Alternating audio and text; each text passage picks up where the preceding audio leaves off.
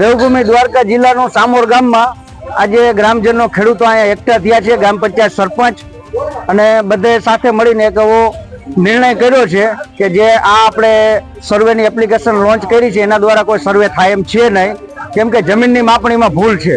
એના કારણે એકબીજાનું ખેતર બતાવે છે, તો સર્વે થઈ શકે એમ છે નહીં।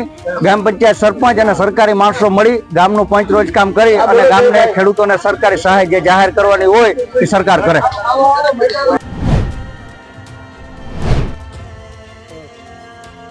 મારું નામ બારિયા નિલેશ છે। હું સેવંતરા ગામનો વતની છું। તાલુકો ઉપલેટા, જિલ્લો રાજકોટ।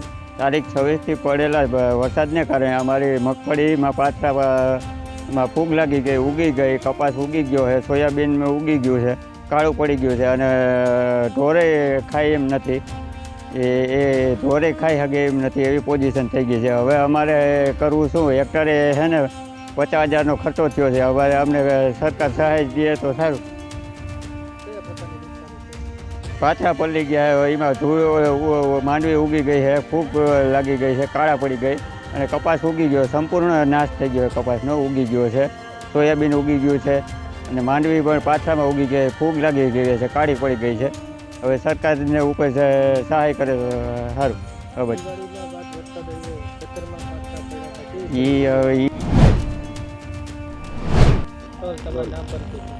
મારું નામ વરુ રવિ, ગામ સેવંતરા, તાલુકો ઉપલેટા, જિલ્લો રાજકોટ।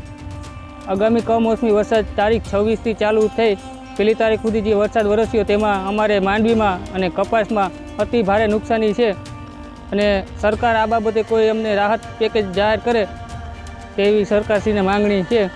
અને આ માંડવીમાં સદંતર પાક ફેલ થઈ ગયેલો છે હાવ, તે માટે સરકારને ખાસ અપીલ છે કે આ પેકેજ જાહેર કરે અને ખેડૂતોને રાહત માટે।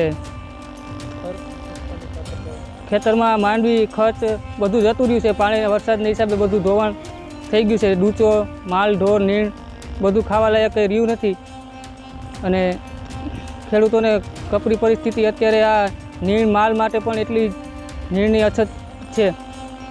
દવાનો છંટકાવ કર્યો, અંદાજે કેટલો ખર્ચો આવ્યો? દવાના છંટકાવ કર્યા, ખર્ચ લાગ્યો વીઘે 2-3 હજાર દવાનો ખર્ચ લાગ્યો, બિયારણ બધું જ અમારું પાક નિષ્ફળ અત્યારે હાલ થઈ ગયો છે।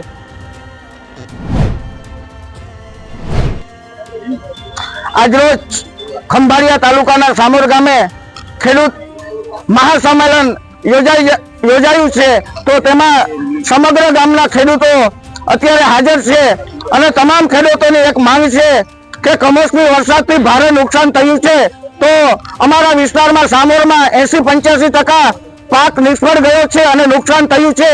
તો તમામ ખેડૂતોની એક માંગણી છે કે ચાલુ વર્ષમાં ખેડૂતોનું દેવું માફ કરો અને 200 મણ ટેકામાં મગફળીની ખરીદી કરો, આવી તમામ ગ્રામજનોની માંગણી છે અને તમામ ખેડૂતોની માંગણી છે। અમારા ગામે વરસાદ એટલે કે કમોસમી વરસાદના હિસાબે માવઠાથી ખેડૂતોને 80થી 85% જેટલી નુકસાની થયેલી છે। બાકી તો હવે દરેક આ વિસ્તારમાં દરેક ગામડામાં નુકસાની થયેલ છે, તો સરકારે શું નિર્ણય લેવો, સરકારે શું ખેડૂતોને રાહત આપવી એ સરકારે નક્કી કરવાનું છે। બાકી નુકસાની તો જનરલી બધા ખેડૂતોને છે જ। બાકી તો આ સર્વે કર્યાથી કંઈ ખેતરે જવાના નથી, એમાં ખોટા લોચા થવાના છે।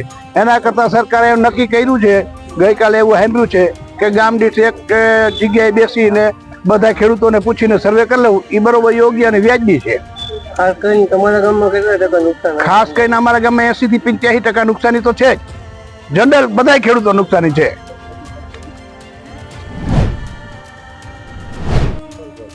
લાખાભાઈ ડાંગર, તાલુકા કોંગ્રેસ સમિતિ પ્રમુખ ઉપલેટા।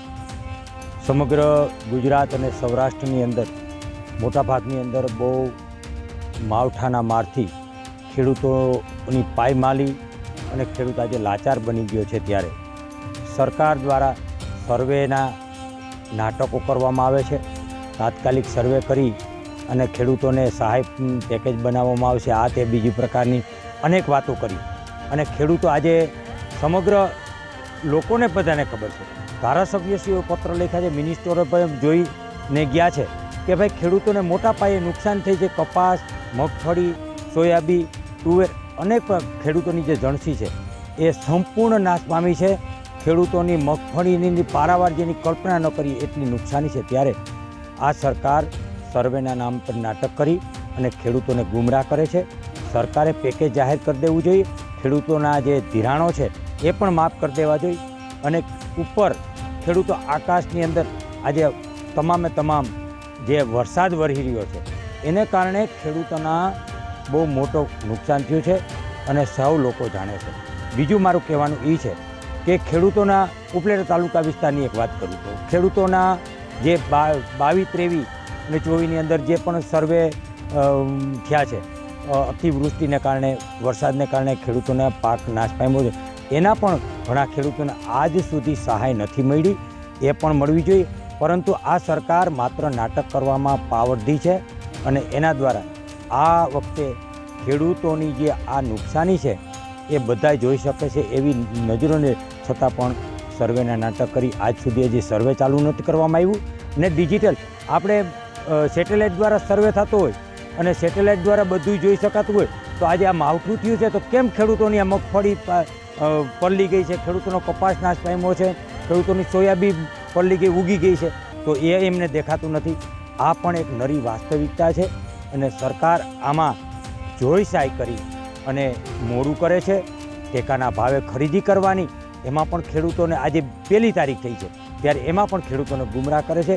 એટલે સરકારને લોકોએ ઓળખી જવાની હવે જરૂર છે અને સરકારમાં આવનાર દિવસોની અંદર 5 તારીખના રોજ અમે ઉપલેટા તાલુકા અને શહેરના ખેડૂતો માટે અમે ધરણા માટે બેહવાના છીએ. આ પાકી વાત છે ને આ લડત પૂરેપૂરી અમે લડવાના છીએ. શું નામ તમારું? મારું નામ જાડેજા ભગીરથ છે. ભગીરથસિંહ, શું પરિસ્થિતિ છે? પરિસ્થિતિ તો જગ જાહેર જ છે. આપશ્રીને ખબર છે અને સરકારશ્રીને ખબર છે કે અત્યારે ખેડૂતોની શું હાલત છે, કેવી પરિસ્થિતિમાં ખેડૂતો અત્યારે સર્વાઈવ કરે છે. અને મારે સરકારને એવું જ કહેવાનું છે કે સરકાર આમ તો કહેવાય છે કે આ ખેડૂતની સરકાર છે, તો ખેડૂતની સરકાર સૂતી છે કે જાગે છે મને એ ખબર નથી પડતી. જો આટલું બધું થઈ ગયું છતાંય કોઈ અધિકારી નથી આવતા, કોઈ મંત્રીઓ નથી આવતા, કોઈ સંસદ સભ્યશ્રી કે જે કંઈ હોય કોઈ સરકારશ્રીના પ્રતિનિધિઓ કોઈ આંટો નથી મારતા, જોતા નથી, રૂબરૂ મળતા નથી કે શું હાલત છે, કેવી પરિસ્થિતિ છે. તો મારે સરકારે એક જ આવેદન કરવાનું છે કે જે કે તમે પ્રતિનિધિ મંડળ કે મંત્રી નિમેલા છે ખેડૂતોને સહાય માટે, તો એમને તમે તત્કાલ જગાડો ને એમને મોકલો. ગઈકાલે શું નુકસાન થયું? ગઈકાલે સારે રાતે આખી વરસાદ આવ્યો છે તો તમે જોવો છો મારે પોતાની 15 વીઘાની મગફળી છે, પાત્રાતર ખેતરમાં તરે છે, ત્યાં જવાની સ્થિતિ નથી. ને કહું તમને હાલ તમને નહીં રૂબરૂ તમને એનું દર્શન કરાવવા કે જોઈ લો. વચ્ચે ખેતરમાં મારું હલર પડેલું છે, અત્યારે એવી સ્થિતિ છે, વચ્ચે મગફળી થોડીક કાઢેલી છે ને એને લેવાનું નીકળવું શક્ય અસંભવ છે. મારું નામ બાબુભાઈ અર્જુનભાઈ પોંખીયા, તરવડા ગામના ઉપસર. બાબુભાઈ, શું પરિસ્થિતિ છે? ગઈકાલે વરસાદ પડ્યો? ગઈકાલે વરસાદ અતિશય પડ્યો. વરસાદને નુકસાની તો જાજા પ્રમાણમાં છે. કોઈ સરકારને દીધે ભેગું થાય એવું નથી. સરકાર વાતું કરી રાખે પણ દેવાનું હજી કેદી દઈએ શું કાંઈ વળતર. અને માલે જેટલો ખેડૂત હતો એ વેચાઈ ગયો અને વાવેતરમાં પૈસા ઘટે એમ છે. એ પોઝિશન અત્યારે છે. અત્યારે ખેડૂતને દેણા માફ થવા છે.